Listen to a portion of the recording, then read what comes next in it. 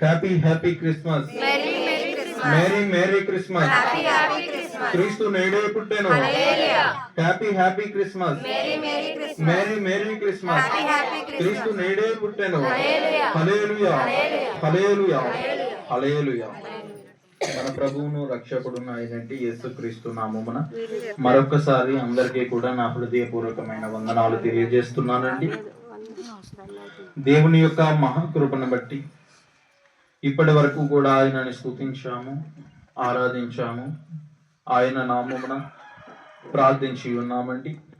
తదుపరి వాక్య జ్ఞానంలోనికి వెళ్ళుచుండగా దాదారావు గారి యొక్క కుటుంబము ఎందు నిమిత్తమై ఈ యొక్క గృహ కూడికను ఏర్పాటు చేశారు అంటే క్రీస్తు ప్రభు యొక్క జన్మము యొక్క వేడుకను జరుపుకున్నట. వారి యొక్క కుటుంబంలో క్రీస్తు ప్రభు యొక్క జన్మ వేడుకను జరుపుకున్నట. క్రిస్మస్ అనగా క్రీస్తు ప్రభు యొక్క జన్మ వేడుకను జరుపుకున్నట. దేవునికి మహిమ కలుగును గాక. క్రిస్మస్ అనగా అర్థం క్రీస్తుని ఆరాధించు. ఆయన యొక్క జన్మముని మనము స్మరించుకొనుచు క్రీస్తు ప్రభువుని ఆరాధిస్తున్నాము. యేసు క్రీస్తు వారు జన్మించారు అని మనందరికీ కూడా తెలుసు. యేసు క్రీస్తు వారు జన్మించారు అని వెలుపల ఉన్నటువంటి వారందరికీ కూడా తెలుసు. ప్రపంచమంతటికి కూడా తెలుసు. యేసుక్రీస్తు వారు 2000 సంవత్సరముల క్రితం భూలోకంలోనికి వచ్చారు అని అందరికీ కూడా తెలుసు. యేసుక్రీస్తు వారు ఎందుకు జన్మించారు, అసలు ఆయన జన్మము ఏమిటి అని మనందరికీ కూడా తెలుసు. మనము అనేకమైన వర్తమానములను వింటూ వచ్చామండి. యేసుక్రీస్తు వారు పాపులను రక్షించుటకు భూలోకంలోనికి వచ్చారు అని మనము కొన్ని వర్తమానములను వింటాము. అదే రీతిగా యేసుక్రీస్తు వారు నిబంధనను స్థిరపరచడానికి వచ్చారు. యేసుక్రీస్తు వారు ధర్మశాస్త్రాన్ని నెరవేర్చడానికి వచ్చారు. యేసుక్రీస్తు వారు సత్యాన్ని స్థాపించడానికి భూలోకంలోనికి వచ్చారు. ఇలాగా అనేకమైనటువంటి పనులను యేసుక్రీస్తు వారు జరిగించడానికి ఎక్కడికి వచ్చారండి? భూలోకంలోనికి వచ్చారు. యేసుక్రీస్తు వారు పాపులను క్షమించడానికి మాత్రమే కాదు, యేసుక్రీస్తు వారు భూలోకంలోనే అవతరించడానికి, భూలోకంలో జన్మించడానికి, అనేకమైనటువంటి పనులను జరిగించడానికి ఆయన వచ్చారు అన్నది వాస్తవం అండి. ఆ పనులన్నిటిలోని కూడా మనము ఒక విషయాన్ని మనము జ్ఞానం చేసుకున్నట్లయితే ఈ దినమున అది మనందరికీ కూడా కావలసినది, మనం అందరము కూడా గ్రహించవలసినది. యేసుక్రీస్తు వారి జన్మదిన వేడుకని మనము జరిపించుకుంటున్నప్పుడు ఆయన జన్మము ఏమిటి, ఆయన ఎందుకు జన్మించారు అన్నటువంటి విషయములను మనం అందరము కూడా గ్రహించవలసినటువంటి వారమై ఉన్నాము. అందరూ కూడా జాగ్రత్తగా వినండి. ఆ యొక్క విషయాన్ని మీరు అందరూ కూడా ఏమి చేయాలి అంటే మీ యొక్క జీవనంలోని ఆచరించాలి. మీ యొక్క జీవనంలోని ఆచరణ కూడా ఉండాలి. ఈ దినంలో నేను చెప్పేటువంటి విషయం, ఇప్పుడు ఇద్దరు తల్లిదండ్రులకి, ఒక భర్తకి ఒక భార్యకి 2 కుమారులు జన్మించినట్లయితే ఆ 2 కుమారులని కూడా ఆ యొక్క తల్లిదండ్రులు ఇద్దరిని సమానంగా చూస్తారంటారండి? చెప్పండి. సమానంగానే చూస్తారండి. ఎక్కడో కానీ సమానంగా చూడరేమో కానీ సమానంగానే చూస్తారండి. 100లోని 1% ఎక్కడో కానీ చూడరేమో కానీ తల్లిదండ్రులు సమానంగానే చూస్తారు. కానీ ఇద్దరిని సమానంగా చూడలేదు, నాకు తక్కువ ఇచ్చావు, నా అన్నకి ఎక్కువ ఇచ్చావు, లేదా నాకు ఎక్కువ ఇచ్చావు నా అన్నకి తక్కువ ఇచ్చావు అని ఎవరు అంటారు అంటే పిల్లలు మాత్రమే అంటారు, తల్లిదండ్రులు అన్నారు. ఇక్కడ మనం గమనించవలసిన విషయం ఏమిటి అంటే ఇప్పుడు తల్లిదండ్రులు ఇద్దరిని సమానంగా చూడకపోవడం అనే అవకాశం ఉండవచ్చు. కానీ సాధారణంగా మనం గమనించినట్లయితే తల్లిదండ్రులు బిడ్డలని, ఎంతమంది బిడ్డలు ఉంటే అంతమందిని కూడా సమానంగానే చూస్తారని. కానీ సమానంగా చూడకపోవడము అనేటువంటి అవకాశం ఉండవచ్చు. మనం గమనించినట్లయితే మన సమాజంలో చూస్తాము ఆ విషయం కూడా. తల్లిదండ్రులు ఇద్దరిని కూడా సమానంగా చూడకపోవడం, ఒకరికి ఎక్కువ ఇచ్చి ఒకరికి తక్కువగా ఇచ్చి, ఒకరిని ఎక్కువగా చూచి ఒకరిని తక్కువగా చూచి, ఆ అవకాశాన్ని కూడా మనం ఎక్కడో కానీ చూడము అనుకోండి. కానీ సాధారణంగా తల్లిదండ్రులు బిడ్డలిద్దరిని కూడా సమానంగానే చూస్తారు, 2 ఉన్నా 3 ఉన్నా. మనం గమనించినట్లయితే మనల్ని అందరినీ కూడా దేవుడు ఎలా చూస్తాడండి? సమానంగానే చూస్తాడు. ఈ యొక్క భూ సంబంధమైనటువంటి తల్లిదండ్రులలో ఉన్నటువంటి లోపము దేవునిలో ఉంటుందంటారా? ఈ భూ సంబంధమైనటువంటి తల్లిదండ్రులు ఎలాగైతే ఒకరిని తక్కువగా చూడవచ్చు, ఒకరిని ఎక్కువగా చూడవచ్చు, అటువంటి అవకాశం ఉండవచ్చు. కానీ దేవాది దేవుళ్ళలోని మనల్ని అందరినీ కూడా సృష్టించినటువంటి ఆ దేవుళ్ళలో అటువంటి లోపం ఉంటుందంటారా? చెప్పండి, ఉండదండి. అటువంటి లోపము దేవుళ్ళలో ఉంటూనే ఉంటుంది. ఎందుకంటే ఆయన దేవుడు. ఎందుకు అంటే భూమి మీద ఉన్నటువంటి తల్లిదండ్రులు మనుషులు, అందుకని దేవునిలో అటువంటి లోపము అనేది ఉండదండి. మనము గమనించినట్లయితే దేవుడు మనల్ని సృష్టించినది మొదలుకొని ఇప్పటి వరకు కూడా దేవుడు సమస్తమును కూడా మనకి సమానంగానే అనుగ్రహిస్తున్నాడు. ఆయన మంచివారిని చూస్తున్నాడు, చెడ్డవారిని చూస్తున్నాడు. ఆయన మంచివారి మీద వర్షాన్ని కురిపిస్తున్నాడు, చెడ్డవారి మీద కూడా వర్షాన్ని కురిపిస్తున్నాడు. మంచివారి మీద కూడా ఎండను ఉదయింపజేస్తున్నాడు, చెడ్డవారి మీద కూడా ఎండను ఉదయింపజేస్తున్నాడు. దేవుని దృష్టిలో అందరూ కూడా ఒకటేనండి. దేవుడు ఒకరిని ఎక్కువగా చూడడము, ఒకరిని తక్కువగా చూడడము అనేది ఉండదండి. దేవుళ్ళలో అటువంటి లోపం అనేది ఉండదు. ఈ యొక్క భూమి మీద మనము మనుషుల్లో చూస్తామండి. మనుషులందరూ కూడా ఒకరిని ఎక్కువగా ఒకరిని తక్కువగా చూసేటువంటి బుద్ధి, ఆ దుర్బుద్ధి చాలా మందిలో ఉంటుందండి. ఎందుకంటే మనుషులు కాబట్టి. ఆయన దేవుడు కాబట్టి దేవుళ్ళు అటువంటిది ఉండదు. ఈ దినంలో నేను చెప్పబోయేది ఏమిటి అంటే దేవుని యొక్క సమానత్వం. దేవుడు చూపించేటువంటి సమానత్వాన్ని అందరూ కూడా గమనించాలండి. దేవుడు ఒకరిని ఎక్కువగా ఒకరిని తక్కువగా ఆయన ఎన్నడూ కూడా చూడరండి. మనము సృష్టి క్రమంలో చూసినట్లయితే ఆదికాండము 1వ అధ్యాయము 26వ వచనం చదవండి. దేవుడు మన స్వరూపమందు తన స్వరూపమందు మన పోలిక చొప్పున దేవుడు మన స్వరూపమందు మన పోలిక చొప్పున తన పోలిక చొప్పున నరులను చేయుదము. వారు సముద్రపు చాలండి. మొదట మనం చూసినట్లయితే దేవుడు మానవులందరినీ కూడా సమానంగానే సృష్టించారండి. ఎవరి స్వరూపంలో సృష్టించాడు? దేవుని స్వరూపంలోనే సృష్టించాడు. ఇప్పుడు స్త్రీని ఒకలాగా సృష్టించలేదు, పురుషుని ఒకలాగా సృష్టించలేదు. ఇక్కడ రాయబడినటువంటి మాట అదేనండి. దేవుడు అంటున్నారు మన స్వరూపమందు మన పోలిక చొప్పున నరులను చేయుదము అని అంటున్నారంటే. నరులను చేయుదము అంటే స్త్రీని పురుషుణ్ణి కూడా ఎవరి పోలికలో సృష్టించారు? దేవుని పోలికలోనే సృష్టించారండి. అక్కడ మనం సమానత్వాన్ని చూస్తున్నాం. అంటే స్త్రీ అని పురుషుడని భేదము లేదు. దేవుని దృష్టిలో పురుషుడు ఎక్కువ స్త్రీ తక్కువ అన్నటువంటి భేదము లేదు, లేదా స్త్రీ ఎక్కువ పురుషుడు తక్కువ అన్నటువంటి భేదము లేదు. ఎందుకంటే దేవుని స్వరూపంలో స్త్రీని చేశాడు, దేవుని స్వరూపంలో పురుషుణ్ణి చేశాడు దేవుడు. అటువంటి భేదము దేవునిలో మనం చూడలేదు. అలాగే దేవుడు అందరిని కూడా ఆశీర్వదించాడండి. దేవుడు క్రైస్తవులు అనబడినటువంటి మనల్ని మాత్రమే ఆశీర్వదించలేదు. సృష్టి ఆరంభము నుంచి ఆయన అన్యజనులను ఆశీర్వదిస్తున్నాడు. అదే రీతిగా దేవుణ్ణి నమ్మలేనటువంటి నాస్తికులను ఆశీర్వదిస్తున్నాడు. సమస్త మానవాళిని కూడా ఆయన ఆశీర్వదించాడు. ఏమని ఆశీర్వదించాడు? ఆ కింద వచనంలోనే ఉంది, చదవండి. దేవుడు 28వ వచనం చదవండి. దేవుడు వారిని ఆశీర్వదించెను. ఎట్లనగా మీరు ఫలించి అభివృద్ధి పొంది విస్తరించి భూమిని నిండించి దానిని లోపరచుకొనుడి. చాలండి. దేవుడు అందరిని కూడా ఆశీర్వదించాడు. ఎలాగంటే మీరు ఫలించి అభివృద్ధి పొంది భూమిని నిండించి దానిని లోపరచుకొనుడి అని ఎవరికి తెలియజేస్తారు అంటే ఆదాముకి అవ్వకి తెలియజేస్తారండి. మీరు ఫలించండి, అభివృద్ధి చెందండి అంటే మీరు పిల్లల్ని కనండి, అభివృద్ధి చెందండి, భూమిని లోపరచుకోండి. మరి ఈ దినంలో జరుగుతున్నది ఏమిటి? భూమిని మనమే లోపరచుకుంటున్నామా? భూమి మీద ఉన్నటువంటి జంతువులు మనల్ని లోపరచుకుంటున్నాయి అంటే మనమే భూమిని లోపరచుకుంటున్నాము, మనమే వృక్షాలను లోపరచుకుంటున్నాము, జంతువులను లోపరచుకుంటున్నాము, ఆకాశ పక్షులను లోపరచుకుంటున్నాము, కీటకాలను లోపరచుకుంటున్నాము. సమస్తమని కూడా మనమే లోపరచుకుంటున్నామండి. ఏదైనా పొల్యూట్ చేయాలి అంటే మానవులే, అంటే ఏదైనా కాలుష్యం రప్పించాలి అంటే మానవులే రప్పించాలండి. ఇప్పుడు ప్లాస్టిక్ ని అంటించడం వలన గాలి కలుషితం అవుతుంది.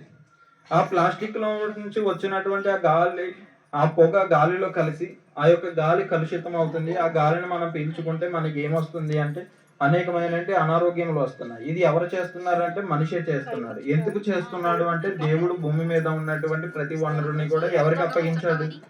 మనకు అప్పగించాడు. అన్నిటినీ కూడా మనం లోపరుచుకుంటున్నాము. అన్ని కూడా మన చేతిలోనే ఉన్నాయి. దేవుడు ఒకరికి ఎక్కువ ఒకరికి తక్కువ చేయలేదండి.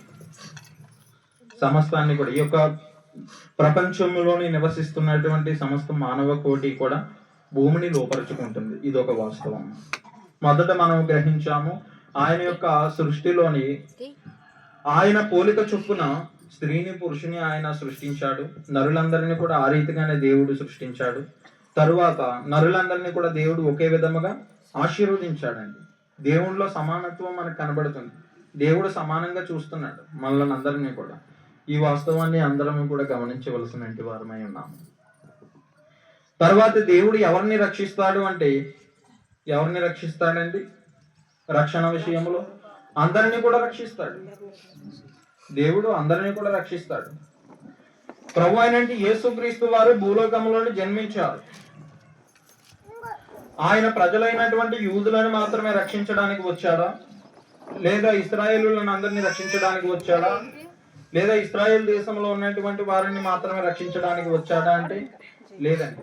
ఆ యొక్క బెత్లెహేం పురంలో ఉన్న వారిని మాత్రమే రక్షించడానికి వచ్చారా అంటే లేదండి. ఆయన తల్లిదండ్రులను రక్షించడానికి మాత్రమే వచ్చారంటే లేదండి. మనల్ని మాత్రమే, ఆయనను అంగీకరించినటువంటి రక్షింపబడినటువంటి మనల్ని మాత్రమే ఆయన రక్షించడానికి వచ్చాడా అంటే కాదండి. యేసుక్రీస్తు వారు ఎందరిని రక్షించడానికి వచ్చాడంటే సమస్త మానవాళిని కూడా ఆయన రక్షించడానికి వచ్చాడు. దేవునికి మహిమ కలుగును. ఆయనలో అటువంటి భేదము లేదండి. యేసుక్రీస్తు వారికి చెందినటువంటి బంధువులు ఉన్నారు, మిత్రులు ఉన్నారు, అనేక మంది ఉన్నారు. వారే యేసుక్రీస్తుని నెట్టివేశారు. యేసుక్రీస్తు వారు వారిని మాత్రమే రక్షించవచ్చు. కానీ ఎందుకంటే దేవునిలో ఏమీ లేదు అంటే విభేదము అనేది లేదండి. దేవునిలో ఏమీ లేదు అంటే ఒకరిని ఎక్కువగా ఒకరిని తక్కువగా చూడడం అనేది ఉండదు. దేవుడు అందరినీ కూడా ప్రేమిస్తున్నాడు, సమస్త మానవాళిని కూడా ప్రేమిస్తున్నాడు. అందుకే రాయబడి ఉన్నది, దేవుడు లోకమును ఎంతో ప్రేమించెను అని రాయబడి ఉందండి. దేవుడు లోకాన్ని ఎంతో ప్రేమించాడంటే, అంటే ఒకరిని మాత్రమే ప్రేమించలేదు, లోకములో ఉన్నటువంటి సమస్త మానవాళిని కూడా ఏం చేశాడు అంటే దేవుడు ప్రేమించాడు. ఆయన సృష్టి క్రమంలోని సమానత్వం చూపించాడు. ఆయన రక్షణ విషయంలోని కూడా సమానత్వాన్ని చూపించాడు. మరి ఏ భేదము కూడా లేదు, అందరినీ కూడా ఆయన రక్షిస్తున్నాడు. ఎక్కడ ఉందండి ఆ వాక్యం? చూడండి, రోమాపత్రిక 3వ అధ్యాయము 21వ వచనం నుంచి చదవండి. ఇట్లుండగా 23వ వచనం అండి, భేదం ఏమీ లేదు, ఏ భేదమును లేదు, అందరూ పాపము చేసి దేవుడు అనుగ్రహించు మహిమను పొందలేకపోవచ్చున్నారు. కాబట్టి నమ్మువారు ఆయన కృపచేతనే క్రీస్తు యేసునందలి విమోచనము ద్వారా ఉచితముగా నీతిమంతులమని తీర్చబడుచున్నారు. చాలండి. ఇక్కడ మనం గమనించినట్లయితే ఏ భేదమును లేదు, అందరూ పాపము చేసి దేవుడు అనుగ్రహించు మహిమని పొందలేకపోతున్నారు. ఎటువంటి భేదము కూడా లేదండి పాపము చేయడం వల్ల. కాబట్టి నమ్మువాడు ఆయన కృప ద్వారా, ఏంటంటే ఆయన కృప చేతనే క్రీస్తు యేసునందల విమోచనము ద్వారా ఉచితంగా నీతిమంతులని తీర్చబడుతున్నారు. రక్షణ విషయంలోని కూడా ఎటువంటి భేదము లేదు. యేసుక్రీస్తుని ఎవరైతే నమ్ముతారో వారు ఎవరైనా సరే, ఏ కులస్తులైనా సరే, ఏ మతస్థులైనా సరే, ఏ దేశస్థుడైనా సరే, ఏ గ్రామస్తుడైనా సరే, యేసుక్రీస్తుని ఎవరు నమ్మినా సరే ఆయన కృప ద్వారా ఉచితముగా నీతిమంతులనుగా చేస్తానంటున్నటువంటి దేవుడు. ఇక్కడ మనం సమానత్వాన్ని చూస్తున్నామండి. యేసుక్రీస్తు ఎవరినైనా సరే రక్షిస్తాడు. మనం అందరం కూడా అనుకునవచ్చు, అయ్యో నేను ఎంతో పాపిని, నేను ఎన్నో పాపములు చేశాను, దేవుడు నన్ను రక్షిస్తాడా, దేవుడు నన్ను చేరదీస్తాడా? అలా జరుగుతుందా? అది జరిగే పనేనా? దేవుడు అసలు రక్షిస్తాడా అన్నటువంటి సందేహము మనందరిలో కూడా ఉండవచ్చు. కానీ ఎవరైనా ఒకటే, దేవుని దృష్టిలో ఎంతటి పాపి అయినా సరే యేసుక్రీస్తునందు విశ్వాసం ఉంచితే ఆయన కృప ద్వారా ఉచితముగా నీతిమంతులనుగా చేస్తాడు. ఏ భేదమును కూడా లేదు, అందరూ కూడా పాపులై ఉన్నారు. యేసుక్రీస్తుని నమ్ముకుంటే వారందరికీ కూడా ఏమి కలుగుతుంది అంటే రక్షణ అనేది కలుగుతుంది. వారందరూ కూడా ఉచితముగా నీతిమంతులని తీర్చబడతారు ఆయన కృప ద్వారా మాత్రమే. కృప అంటే ఏమిటండి? మనం ఒక విషయానికి అనర్హులముగా ఉన్నప్పుడు అర్హత కలిగించేటువంటి దానిని కృప అంటారు. మన యొక్క పాపములు క్షమించబడడానికి మనము అర్హులము కాము, మనమే శిక్ష అనుభవించాలి. కానీ శిక్ష ఎవరు అనుభవించారు అంటే యేసుక్రీస్తు వారు అనుభవించారు. మనల్ని అర్హులనిగా చేశాడు. శిక్ష అనుభవించకుండా మనము రక్షింపబడినట్లుగా మనల్ని అర్హులనుగా చేసినటువంటి దేవాది దేవుడు మన ప్రభు అయినటి యేసుక్రీస్తు వారు. శిక్ష అనుభవించవలసిందే మనము, కానీ శిక్ష అనుభవించింది ఎవరు అంటే యేసుక్రీస్తు వారు. ఈ యొక్క భూలోకంలోనికి వచ్చి ఆయన తలపైన ముండ్ల కిరీటం పెట్టారు, ఆయన చెంప మీద కొట్టారు, ఆయన మోము పైన ఉమ్మి వేశారు, ఆయన కొరడాలతో కొట్టారు, ఆయన భుజం పైన సిలువ భారం పెట్టారు, గొల్గొతా అనబడినటువంటి ఆ కొండ మీద ఆయనను సిలువ వేశారు. ఆ కొండ పైన ఎంత వేడి ఉన్నదో ఆ యొక్క వేడికి ఆయన తట్టుకోలేకపోయారు. ఆయన పక్కలో బల్లెక్కుపోకు ఆయన ఎంతో వేదన పడ్డారు, ఎన్నో బాధలు పడ్డారు, ఎన్నో ఆవేదనలు పడ్డారు. ఇదంతా ఎవరి కొరకు అంటే మనందరి కొరకు కూడా. ఈ శిక్ష అంతా కూడా మనం పడాలి. ఎందుకంటే మనం చేసినటువంటి పాపముల నిమిత్తమే మనం ఈ శిక్షని అనుభవించాలి. కానీ దేవుడు మనల్ని అర్హులనుగా చేశాడు. అదేనండి కృప అంటే. అర్హులనుగా చేసి మనము నీతిమంతులము కాకపోయినా సరే మనల్ని ఎలా తీర్చాడండి? ఉచితముగా నీతిమంతులనుగా తీర్చాడు. మనము నీతిమంతులము కాకపోయినా సరే ఉచితముగా నీతిమంతులనుగా తీర్చినటువంటి దేవుడు. కాబట్టి ఈ దినమున నేను చెప్పబోయేటువంటి మాట ఏమిటి అంటే, దేవుని దృష్టిలో అందరూ కూడా ఒక్కటే. దేవుని దగ్గరికి ఎవరు వచ్చినా సరే రక్షింపబడతారు. మనమైనా సరే ఎవరైనా సరే, ఎటువంటి భేదము లేదు, కులమత భేదము లేదు, మానవులందరూ కూడా ఒక్కటే. ఎటువంటి మానవుడైనా సరే యేసుక్రీస్తు వద్దకు వచ్చి ఆ యేసుక్రీస్తు వారిని నమ్ముకున్నట్లయితే ఆయన మనల్ని ఉచితంగా నీతిమంతులనుగా చేస్తాడు. మనకందరికీ కూడా ఆయన రక్షణని ఇస్తాడు. ఆయన దృష్టిలో మనమందరము కూడా ఒకటి. యేసుక్రీస్తు వారు కూడా అంటున్నారు, మీరందరూ కూడా ఒక్కటిగా ఉండండి అని. అందరూ వినండి, అందరూ గమనించాలి, అందరూ కూడా వాక్యమును వినాలి, వచ్చేవారిని చూడవద్దు. మనము గమనించినట్లయితే యేసుక్రీస్తు వారు అందరికీ కూడా సమానంగా రక్షణని ఇస్తున్నాడు. యేసునాథుడి యొద్దకు ఎవరైతే వెళ్తారో వారందరికీ కూడా రక్షణని అనుగ్రహిస్తున్నాడు. ఆయన అందరినీ కూడా సమానంగానే సృష్టించాడు. ఆయన అందరికీ కూడా సమస్తమును ధారాళముగా అనుగ్రహించాడు. మనము త్రాగుతున్నటువంటి నీరునే అన్ని జనులు త్రాగుతున్నారు. మనం తింటున్నటువంటి ఆహారంని అన్ని జనులు తింటున్నారు. ఆ యొక్క ఆహారంని, ఆ యొక్క నీరుని, ఆ యొక్క గాలిని ఇదంతా ఎవరు సృష్టించారు అంటే దేవుడే సృష్టించాడు. ఆయన అందరికీ సమస్తమును సమానంగా అనుగ్రహించాడు. ఆయన అందరికీ రక్షణని ఇస్తాడు. ఇక్కడ మనం గమనించినట్లయితే జాగ్రత్తగా వినండి, యేసుక్రీస్తు వారు కూడా మనల్ని కూడా సమానంగానే ఉండమన్నాడు. ఒకరు ఎక్కువగా ఒకరు తక్కువగా ఉండవద్దు, ఒకరిని ఎక్కువగా చూసి ఒకరిని తక్కువగా చూడవద్దు అని యేసు వారు కూడా చెప్పారు. ఏమన్నారు అంటే మనందరికీ తెలిసినటువంటి మాటే, మీరందరూ కూడా సహోదరులు, క్రీస్తు ఒక్కడే మీ గురువు అన్నది ఎవరండి? ప్రభు అయినంటే యేసుక్రీస్తు వారు. మనం అందరము కూడా ఎవరమంటే సహోదరులము, మనం అందరము కూడా ఎవరమంటే స్నేహితులము. మనము తోటి వారిని ఎలా ట్రీట్ చేయాలి అంటే, మనం తోటి వారిని ఎలా చూడాలి అంటే నా యొక్క సోదరి, నా యొక్క సోదరుడు అని మనం అందరం కూడా సోదర భావం కలిగి ఉండాలి. అదే ప్రభు అయినటువంటి యేసుక్రీస్తు వారి దినంలో మనందరికీ కూడా చెప్తున్నారు. ఆయన యొద్దకు ఎవరు వెళితే వారికి ఆయన రక్షణని అనుగ్రహిస్తాడు. యేసుక్రీస్తు వారు కూడా అంటున్నారు, మీరందరూ కూడా సమానముగా ఒకరికొకరు సహోదరులుగా ఉండండి అని చెప్తున్నారు. మీరందరూ కూడా క్రీస్తునందు ఒకటి, మీరందరూ కూడా ఏక శరీరమై ఉన్నారు. కాబట్టి మీరందరూ కూడా సహోదరులే. మీలో ఒకరు ఎక్కువ ఒకరు తక్కువ కాదు, మీరందరూ ఒకటే. కొందరు ఉంటారు, ఒకరే నా యొక్క సహోదరుడు, నేను ఇతన్నే బాగా చూస్తాను, ఇతడే నాకంటే ఇష్టము అని, ఈమె నాకంటే ఇష్టము, ఈమె నా సహోదరి, ఈమె నా సోదరి అని అంటారు. అలా కాదు, మనం అందరము కూడా ఒక్కటేనండి. మనం అందరము కూడా అందరినీ ఒకలాగానే ప్రేమించవలసిన వారమై ఉన్నాం. అబ్బే లేదు, నేను నా బంధువులనే ప్రేమిస్తాను, నా మిత్రులనే ప్రేమిస్తాను, నాకు నచ్చిన వారిని ప్రేమిస్తాను, నన్ను ప్రేమించని వారిని నేను ప్రేమించను, నాతో మాట్లాడని వారిని నేను ప్రేమించను, నన్ను దూషించిన వారిని నేను ప్రేమించను అని అంటే కుదరదండి. యేసుక్రీస్తు వారు చెప్తున్నారు, మీరందరూ కూడా సమానంగానే ఉండాలి. మీరు అందరినీ కూడా ప్రేమించవలసిన వారై ఉన్నారు. మీరు ఒకరిని మాత్రమే ప్రేమించడం కాదు, మీరు అందరినీ కూడా ప్రేమించవలసిన వారై ఉన్నారు. యేసు ప్రభుల వారు అన్నారు, శత్రువుని ప్రేమించు అని ఆయన చెప్పారండి. ఆయన శత్రువుని ప్రేమించమని చెప్పినటువంటి దేవుడు. నిన్ను వల్ల నీ పొరుగు వారిని ప్రేమించు అని చెప్పినటువంటి దేవుడు. మనం అందరినీ కూడా ప్రేమించవలసిన వారమై ఉన్నాము. మనం అందరినీ కూడా ప్రేమించవలసిన వారమై ఉన్నామని అందరూ కూడా వినాలండి, అందరూ కూడా వినాలి. మిమ్మల్ని ఆ చివర ఉన్న వాళ్ళకి ఇలా రండి, ఇక్కడ ఇద్దరు కూర్చోవచ్చండి. ఆ పురుషులు ఇటువైపు వచ్చేయండి, చైర్స్ వేసుకుని ఇలా వచ్చేయండి. అందరూ కూడా గమనించండి, యేసుక్రీస్తు వారు మీరందరూ కూడా సోదర భావము కలిగి ఉండండి అని చెప్పారు. నిన్ను వల్ల నీ పొరుగు వారిని ప్రేమించు అని చెప్పారు.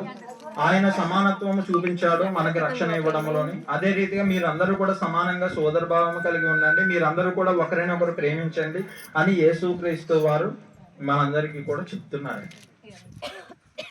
ప్రేమించడము అంటే మనం అందరినీ కూడా ప్రేమించవలసిన వారమై ఉన్నాం.